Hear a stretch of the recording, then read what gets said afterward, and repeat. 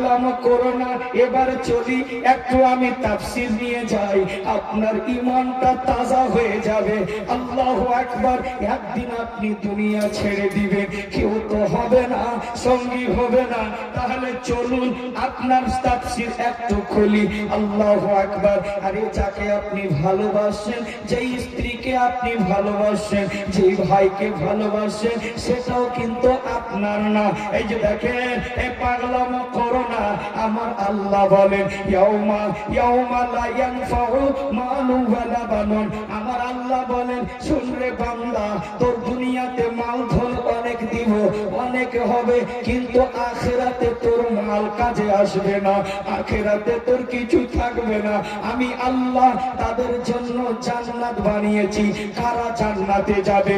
এই যে দেখেন যুবক, আমার আল্লাহ বলতেছেন সূরা শুরার মধ্যে, আল্লাহ বলেন 85 আপনার আয়াত, ওয়া উজলিফাতুল জান্নাতু লিল মুত্তাকিন। জোরে আল্লাহু আকবার।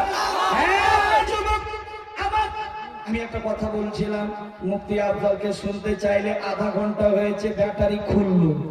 কথা বললেন না, ব্যাটারি খুললো, একটু জোরে বলতে হবে সুবহানাল্লাহ।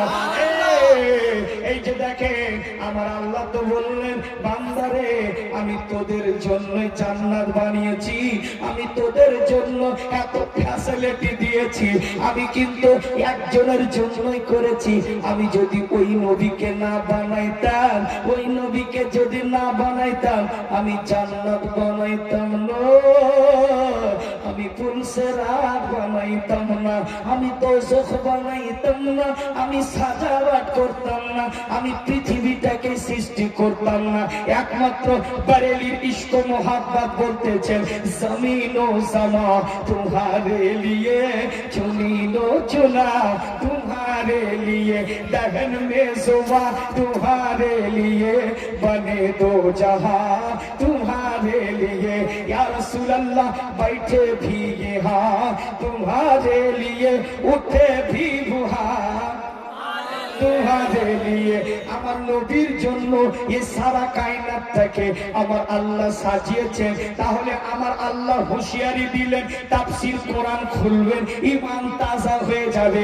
আমার আল্লাহ তো বলছেন ওয়া উজলিফাতুল জান্নাতু লিল মুত্তাকিন, আমি জান্নাত ওদের জন্যই বানিয়েছি, আমি ওদের জন্য বানিয়েছি যারা পরহেজগার, যারা মুত্তাকি, যারা সিদ্দিকিন, যারা সালেহিন, যারা নামাজ পড়বে, যারা স্ত্রীর সাথে ভালো কথা বলবে, যারা মা বাবাকে দুটো মুঠ খেতে দিবে, যারা আত্মীয় স্বজনের সাথে ভালো ব্যবহার করবে, বন্ধু বান্ধবের সাথে ভালো ব্যবহার করবে, যারা মুখ দিয়ে বাজে কথা বলল না, যারা চোখ দিয়ে জেনা করলো না, যারা হাত দিয়ে অন্যায় করলো না, পা দিয়ে শরীয়তের খেলাফ করলো না, আমার আল্লাহ বলতেছেন আমি তাদের জন্য জান্নাতটা বানাইছি।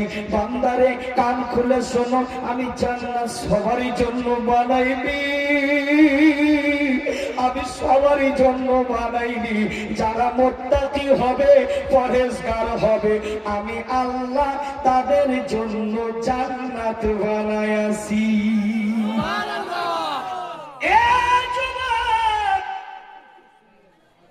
একটা কথা মনে রাখো, একটা কথা মনে রাখো, জাহান্নামটাও কার জন্য বানাইছে? আমার আল্লাহ বলেন আমি জাহান্নামও বানিয়েছি, আমি জাহান্নামও বানিয়েছি। জাহান্নামে কারা কারা যাবে? জাহান্নামে ওরাই যাবে যারা মা বাবার নাফরমান, যারা সুদ খাবে, বেঈমানি করবে, মানুষের সাথে অন্যায় করবে, যারা জেনা করবে, মদ খাবে, তাদের জন্য আমি আল্লাহ জাহান্নাম বানিয়েছি। জোরে বলে সুবহানাল্লাহ। আর একটু খুলে দি বলি, আর মিশকাতুল মাশাবি আপনার সিহাসিদ্দার হাবিব হাদিসে বলছেন, আমার আল্লাহ বলেন যখন জাহান্নাম নির্মাণ করলেন, জাহান্নাম তৈরি করার পরে আমার আল্লাহ বলেন ফারিস্তা দেখো জাহান্নামের দিকে লক্ষ্য করে দেখো। ফারিস্তারা বলেছিলেন মাবুদ গো, জাহান্নাম এত ভয়ঙ্কর জায়গা, যেই জাহান্নাম যে তুমি সৃষ্টি করেছো আল্লাহ, এই জাহান্নামে পড়ে গেলে মানুষ কিয়ামত পর্যন্ত উঠতে পারবে না। হাদিসে হযরত আলী থেকে বর্ণিত হাদিস, আমার নবী মায়ের নবী যেই রকম আপনারা বসে আছেন এই রকম বক্তব্য দিচ্ছিলেন, সাহাবারা উপস্থিত ছিলেন, আমার নবী বক্তব্য দিচ্ছিলেন, ইতিমধ্যে একটা ঠস করে আওয়াজ শুনতে পেলেন কানে। আমার নবীর কানের পাওয়ার কত শুনুন, দূর নজদিকে কুকে শুননে वाले बोकार কানে লালে কারামাত লাখো সালাম। আমার নবীর সামাদ যখন জিবরাইল আমির সাথে ছিলেন, যখন লামাকা পার করে খোদার সাথে দিদার করার জন্য যাচ্ছিলেন, আমার নবী যেন গুনগুন শব্দ জান্নাতের ভিতরে পায়ের খড়মের আওয়াজ শুনতে পেয়েছিলেন। কার খড়মের? হযরতে বেলালের পায়ের খড়মের আওয়াজ আমার দয়ার নবী শুনতে পেয়েছিলেন। আমার নবী ডাক দিয়ে বলেন, ও বেলাল বাবা তুমি এখানে এসো বাবা, কি এমন আমল করো? আমার নবীকে বলেছিলেন, ইয়া রাসূলুল্লাহ ইয়া হাবিবাল্লাহ, ওই রকম কোন আমল না, কিন্তু ওযু করার পরে আমি 2টা রাকাত নামাজ আদায় করি, ওই নামাজ হচ্ছে তাহিয়াতুল ওযু, আমি এই আমলটা করি। আমার দয়ার নবী রিসালাতি জবানে বলেছেন, ওরে আবু এ বেলাল এই আমলটা ছেড়ে দেবে না, এর আমলের কারণে আমি তোমার জুতোর খড়মের আওয়াজ আমি জান্নাতের ভিতরে পেয়েছি। আর একটু জোরে বলেন আল্লাহু আকবার। সম্মানিত ভাই, আর একটু চলে যাব।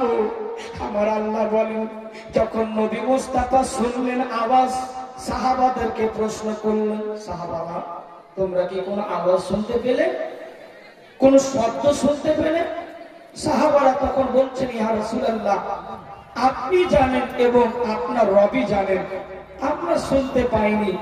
আমার দয়ার মুস্তাফা, দয়ার নবী আকা মুস্তাফা তিনি বলতেছেন, শোনো আমি এই মুহূর্তে একটা শব্দ শুনতে পেলাম জাহান্নামের, যে জিবরাইল আলাইহিস সালাম 70 বছর আগে একটা পাথর নিক্ষেপ করেছিলেন জাহান্নামে, ওই জাহান্নামে 70 বছর পরে ওই পাথরটা গিয়ে পৌঁছালো। জোরে বলুন, একটু জোরে বলুন আল্লাহু আকবার। তাহলে চিন্তা করেছেন মিল্কির মানুষ, আমার মিল্কির মায়েরা চিন্তা করেছেন জাহান্নামটা কত গভীর, কত দূরে আছে জাহান্নাম, যে 70 বছর একটা পাথর পৌঁছাতে লাগলো। আমার আল্লাহ বলছেন, ফেরেশতারা শোনো, জাহান্নাম আমি তৈরি করলাম, জাহান্নামের আগুন জ্বালিয়ে দেওয়া যাক। আল্লাহর হুকুমে জাহান্নামের আগুন জ্বালানো হলো। 1000 বছর জাহান্নাম জ্বলতে থাকলো, জ্বলতে জ্বলতে জ্বলতে 1000 বছর পরে আমার রব বলেন ফেরেশতাদেরকে, ও ফেরেশতারা জাহান্নামের আগুন দেখো কেমন রং হয়েছে, কেমন কালার হয়েছে। ফেরেশতারা দেখার পর আরজি করে বলছেন, মালিক মওলা জাহান্নাম দেখলাম, জাহান্নামের আগুনের রংটা হয়েছে লাল টুকটুকে হয়ে গেছে। আমার আল্লাহ বলেন এখনো হয়নি, জাহান্নামের আগুন আরো জ্বালিয়ে দাও। আরো 1000 বছর জ্বলতে থাকলো, জ্বলতে জ্বলতে আমার রব আবার বলছেন, জাহান্নামের কালো রংটা কেমন হয়েছে? বলে একটু কালো হয়েছে। বলে এখনো হয়নি, আর একবার জ্বালাও। আর 1000 বছর জাহান্নামের আগুনকে জ্বালানো হলো। প্রায় 3000 বছর জাহান্নামের আগুনকে জ্বালানো হয়েছে। যুবক মিল্কির মানুষ, জাহান্নামের আগুনকে 3000 বছর জ্বালানো হয়েছে। তারপরে আমার রব বলতেছেন কেমন হয়েছে রং? আমার আল্লাহকে ফেরেশতারা বলতেছেন, রব্বুল আলামিন কালো কুচকুচে রং হয়ে গেছে, কালো কুচকুচে। তখন আমার রব বলেন, এটা যথেষ্ট হবে আমার বান্দাকে পুরাতে। জ্বালাবে জাহান্নামে, সর্বপ্রথমে আপনাকে আমাকে ফেলবে, তারপরে জাহান্নামের পেট ভরবে না, তারপরে জিন জাতকে ফেলা হবে। জিন জাতও হবে না, বড় বড় পাহাড়কে দেওয়া হবে। পাহাড় দিয়ে দিয়ে আপনার মাথার মস্তিষ্ক, আপনার মাথার ভেজা জানি না কোথায় যাবে। যেই জাহান্নামে পড়লে আপনি উঠতে পারবেন না, ওই জাহান্নামের ভিতরে আছে কি রে যুবক? মনে রাখবে, জাহান্নামের ভিতরে বড় বড় হাতুড়ি রাখা আছে। ফেরেশতা মারবে, আপনার লাশটা 3 মাইল পথ চলে যাবে, আবার চুলের মুঠি ধরে উঠাবে, ওঠ, আবার উঠবে। আপনি খেতে চাইবেন ফল, জাহান্নামের ফল। হাদিসে আছে জাহান্নামের ফল দেওয়া হবে, এবং পবিত্র কোরআনে আছে সূরা দুখানের মধ্যে স্পষ্ট লেখা, আপনাকে ফল দেওয়া হবে। আহার খা, খিদে তো আপনাকে লাগবে। জাহান্নামের ভিতরে আপনি খেতে চাইবেন, সেই ফলটা হবে বিষাক্ত ফল যুবক, বিষাক্ত ফল। আপনি খেতে পারবেন না, মুখে দিয়ে নিচে যাবে না। আবারও কি হবে? আপনাকে পান করবেন, পানি পান করতে চাইবেন, আপনার শরীরে পুঁজ দেওয়া হবে, পুঁজ, সাদা সাদা রঙের পুঁজ হবে। আপনি খেতে পারবেন না, পান করতে পারবেন না, ফুলকুবে নিচে যাবে না। আপনি সর্বপ্রথমে কাঁদবেন, চোখের পানি চলে যাবে, শুকিয়ে যাবে। এবার শরীরের প্রাণ বহিবে, সেটা প্রাণও শেষ হয়ে যাবে। আপনি গাধার মতো চিৎকার করে গাও গাও করে চিৎকার করবেন, আপনার চিৎকারের আওয়াজ শুনবে না। হাদিসে এসেছে, কোরআনে এসেছে, সেই চিৎকারের আওয়াজ শুনবে না। এমন একটা ফেরেশতা আছে, যেই ফেরেশতার নাম বহিরা ফেরেশতা, শুনে ও শুনবে না। 70 বছর পর আপনাকে বলবে, তুমি কিছু বলতেছিলে, কিছু বলতেছিলে। কত ভয়ানক জায়গা যুবক, কত ভয়ানক। ওই জায়গাটার খবর একবারও নিয়েছো? 70-80 বছর পরে তো আপনাকে ফিনিশ করে কবরে চলে যেতে হবে। কি নিয়ে যাবেন? মেরে আমাল কা বদলা তো জাহান্নাম হি থা, मैं तो चाहता मेरे सरकार ने जाने ना दिया। আমরা নবী মুস্তাফার গোলাম, আমরা নবী মুস্তাফার গোলাম, আমরা নবীকে ভালোবাসি, তবুও কিন্তু আমাদের নবী অন্তরে বুকের ভিতরে আছে। জোরে বলুন সুবহানাল্লাহ। আর একটু জোরে বলেন ইয়া রাসূলুল্লাহ। সম্মানিত ভাইরা, আজকে বৈঠকে আমি জানি সময় অনেক পেরিয়ে যাচ্ছে, গুরুত্বতে কি কিছু বলছেন নাকি? কিছু যদি বলেন তো বলতে পারেন। এইরকম একটা হাদিস পেশ করছি, শুনেন। আমার নবী, মায়ের নবী যখন বাল্যকালে শিশু অবস্থায় ছিল, যখন মা আমেনা সাদিয়া দায় হালিমাকে দিয়েছিলেন, ওই মুহূর্তে সাদিয়া দায় হালিমা তার বাড়িতে নিয়ে এসেছিলেন। আর আমার নবীকে একটা দোলনাতে রেখেছিলেন, দোলনাতে।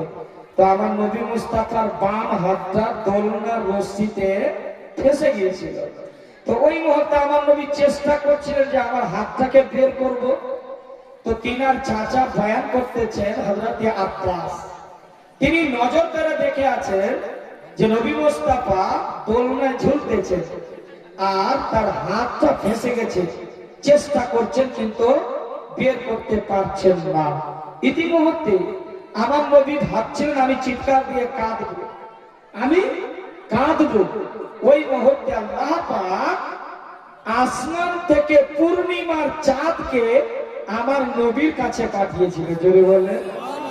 আমার নবীজিকে বলছে চাঁদ এসে, ইয়া রাসূলুল্লাহ আপনি কাঁদবেন না, আপনি যদি কাঁদেন আপনার চোখের পানি যদি জমিনে পড়ে যায়, তাহলে আপনার গরিব উম্মত, গুনহেগার উম্মত তারা না খেয়ে মারা যাবে। বলে কেন? বলে এর জন্য যে আপনার চোখের পানি পড়ে গেলে শাক সবজি ফসল পানি কিছু উৎপন্ন হবে না, ফলে আপনি কাঁদবেন না। চাঁদ এ কথা বলতেছে বাবা, চাঁদ। কিন্তু হযরতে আব্বাস সেটাকে ফলো করেছে।